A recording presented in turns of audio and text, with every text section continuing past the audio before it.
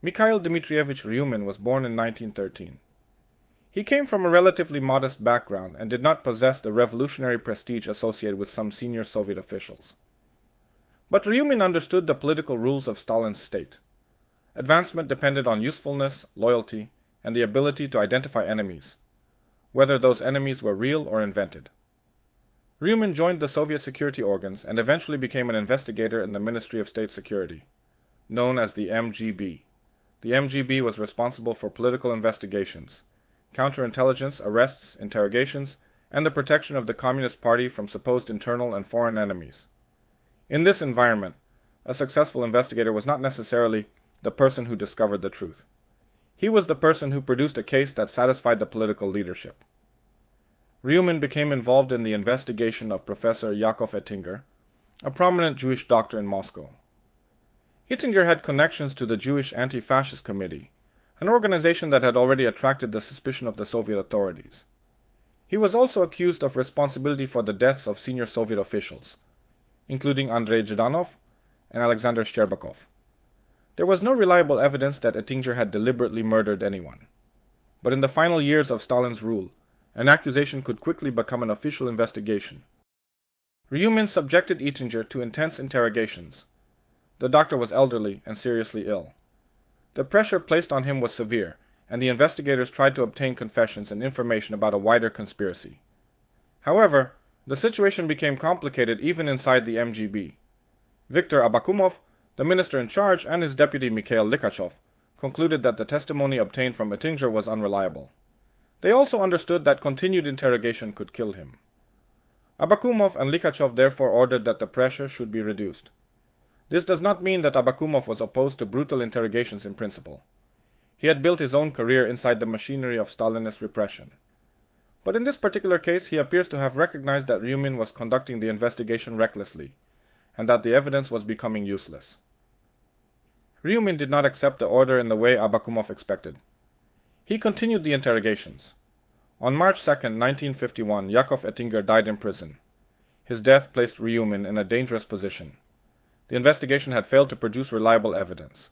The main prisoner was dead, and responsibility could potentially fall on the investigator who had continued the interrogations. Ryumin now needed to protect himself. The best way to do that was to transform the failed investigation into an accusation against his own superior. On July 2, 1951, Ryumin wrote directly to Joseph Stalin. He accused Abakumov of concealing evidence of a conspiracy by Jewish doctors. Ryumin presented himself as a loyal investigator who had discovered the truth, while portraying Abakumov as a negligent or treacherous minister who had obstructed the investigation. This was a bold move. But Ryumin may not have acted entirely alone. Some historical accounts point to the involvement of Georgy Malenkov, one of the most influential figures in Stalin's inner circle. Malenkov had his own political interests and was involved in the factional struggles at the top of the Soviet leadership. Ryumin's denunciation therefore served two purposes. It protected Ryumin from possible responsibility for Ettinger's death, and it provided political ammunition against Abakumov. The exact motives behind Stalin's response are difficult to establish with certainty. It is reasonable to say that Stalin accepted the accusation because it fitted his growing suspicion of the security apparatus and his broader obsession with internal enemies.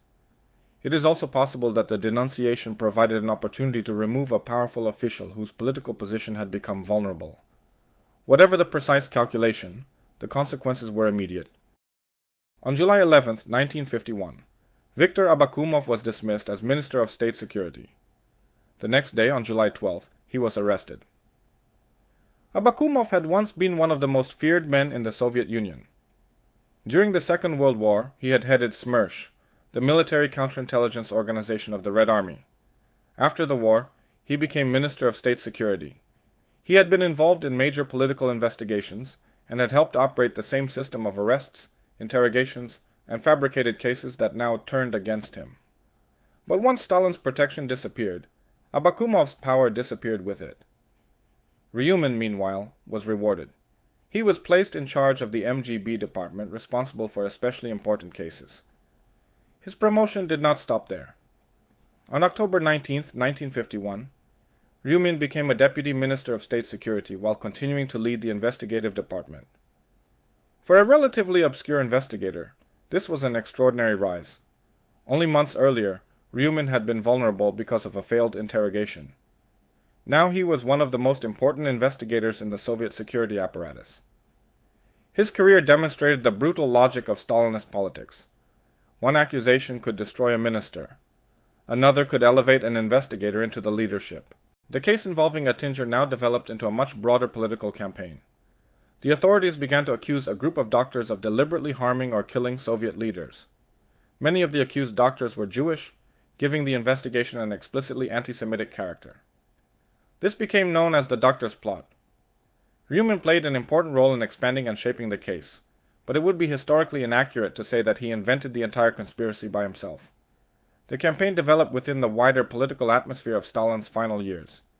It involved the security organs, party officials, factional struggles, and Stalin's own fears about betrayal and foreign influence. Ryumin's contribution was nevertheless significant. He helped promote the idea that the alleged medical crimes were part of a wider Jewish conspiracy. The accusations were supported by coerced testimony and manipulated investigations. The doctors were portrayed as assassins working against the Soviet leadership. By late 1952 and early 1953, the possibility of a public trial had become a serious threat. The campaign could have led to mass arrests and a new wave of anti-Semitic repression. But then, on March 5, 1953, Stalin died. Stalin's death changed the political situation almost immediately. The new leadership had no interest in allowing the Doctors' Plot to continue unchecked. A public trial could create instability and give rival leaders an opportunity to attack one another. Lavrenti Beria moved to dismantle the case. On March 31, 1953, the authorities decided to end the investigation. On April 6, the Soviet newspaper Pravda publicly announced that the Doctors' Plot had been fabricated and that the evidence had been obtained illegally. The speed of the reversal was astonishing. On March 5th, Stalin was dead. By the end of March, the case had been cancelled. In early April, the official version of reality had changed. The doctors were released, and responsibility shifted to the officials who had created the case. Ryumin's position became impossible to defend. He had been one of the central figures associated with the investigation. The system that had rewarded him now needed someone to blame. Ryumin was dismissed from his position. On March 17, 1953, he was arrested. The accusations against him included falsifying investigations, abusing his authority, and fabricating evidence in the Doctors' Plot. Ryumin was now experiencing the same machinery of interrogation that he had previously used against others. His trial took place in July 1954. On July 7th, he was sentenced to death. 15 days later, on July 22, 1954, Mikhail Ryumin was executed. He was 40 years old. His rise had depended on his ability to weaponize Stalin's suspicions. But that accusation had also connected him to a political campaign that became unacceptable after Stalin's death. Ryumin had not been a heroic opponent of Abakumov. He was an ambitious official who used a dangerous political atmosphere to protect himself and destroy his superior.